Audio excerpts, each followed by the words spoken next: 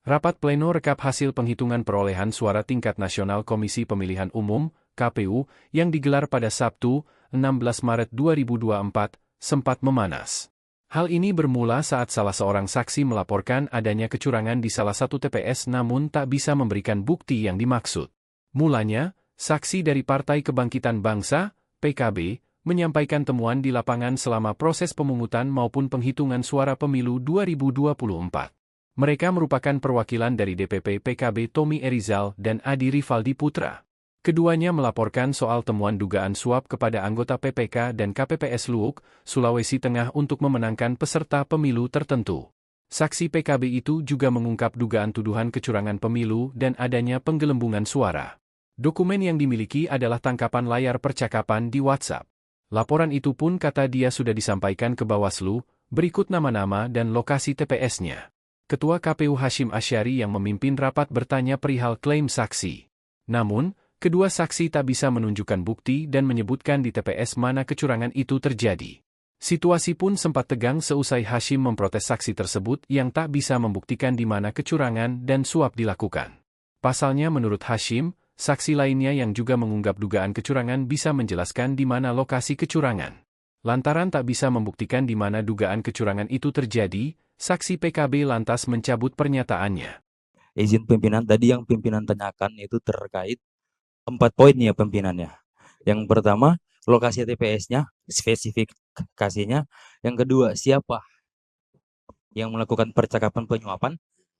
Yang ketiga, lokasi TPS atau spesifik sampai pada tingkat bawahnya. Dari tingkat kabupaten, provinsi, tingkat kabupaten, kecamatan, desa, dan TPS. Yang keempat, partai mana yang diuntungkan dan dirugikan, seperti itu pimpinan. Istilah yang disebut teman Anda tadi bukan dirugikan, digelembungkan. Oke. Saya akan menggunakan istilah yang digunakan. Izin pimpinannya.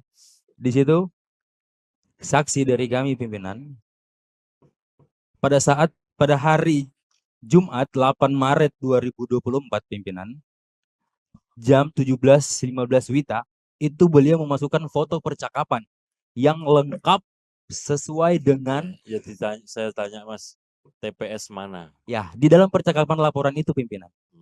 Jadi itu udah lengkap dan itu laporannya pimpinan itu masuk ke Bawaslu. Saya tanya Mas tahu nggak TPS mana? TPS kan lokasinya. Orang yang bekerja di situ namanya KPPS. Ya, ada 7 orang. Yang disebut itu TPS mana, lalu anggota KPPS itu atas nama siapa? Yang kedua ya. Kemudian yang ketiga, lalu siapa yang menyuap? Yang keempat, partai apa yang digelembungkan? Nah, 4 itu aja Mas, nggak usah kemana-mana. Kalau terkait itu pimpinan, itu masih dirahasiakan oleh beliau, dan beliau sudah masukkan bukti percakapan itu Mas, pimpinan. Saya tanya Mas, ya. Mas tahu nggak di sini?